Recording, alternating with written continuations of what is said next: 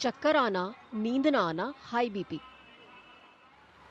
दिल्ली में पारा 40 degree Celsius के पार पहुंचने पर सबसे ज्यादा असर झुग्गी बस्तियों में रहने वाली गर्भवती महिलाओं पर पड़ रहा है।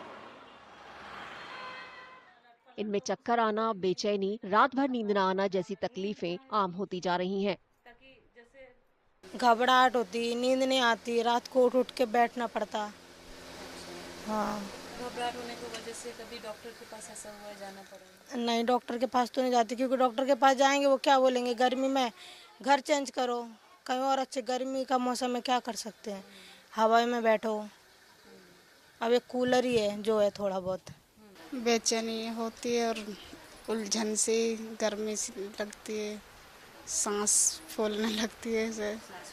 हाँ, घबराहट सी। कभी ऐसा ये क्या कहते हैं, नींद वगैरह ठीक से आती है? नींद तो मैं सोती ही कम हूँ। नींद हाँ, अब जैसे रात में यहाँ कल आए यहाँ पे काफ़ी बेचैनी सी हो रही थी, गर्मी लग रही थी।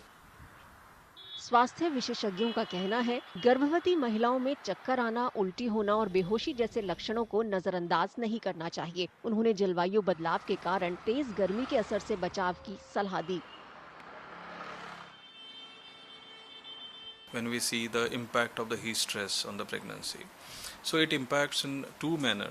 One is the impact on the pregnant woman per se, and then impact on the which is a fetal, which is inside the pregnant woman. So it has a dual impact. So first, higher heat exposure, or what we call as a heat stress or extreme heat, that can impact in the form of dehydration, dizziness, vomiting. The general health symptoms can there. If there is a severe impact, it can lead to the heat stroke also. Second, in the pregnancy, when the heat stress exposure is higher, particularly in the second trimester, so it might impact the congenital formation of the newborn, and that might lead to the congenital malformation.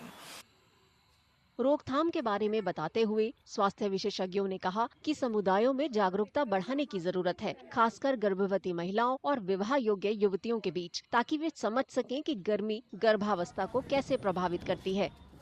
उन्होंने कम लागत वाले उपायों का भी जिक्र किया, जैसे छत पर ठंडक रखना, कार्यस्थलों पर छाया का इंतजाम, जिससे तापमान कम किया जा सके। So there is need to generate a good awareness about it, and health seeking. Health seeking is important. Most of the time, such population ignores, health seeking by taking this as a normal course.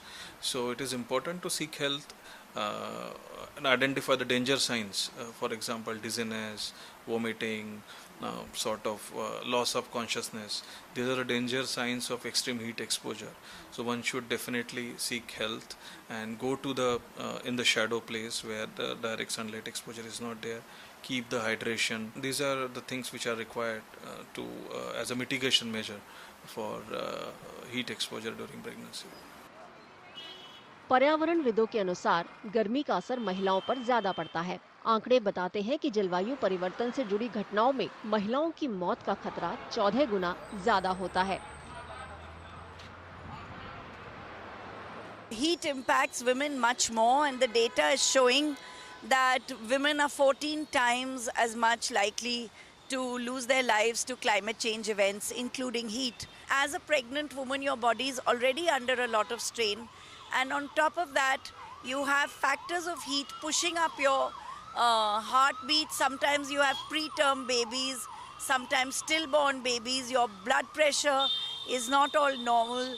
You have breathing effort problems. In fact, air pollution in this heat changes its form, and you have lots more ozone. So all of these factors come down on women. Delhi में इस साल तापमान और भी बढ़ने की आशंका है। ऐसे में भीषण गर्मी की वजह से गर्भवती महिलाओं को रोजमर्रा के जीवन में कई चुनौतियों का सामना करना पड़ रहा है।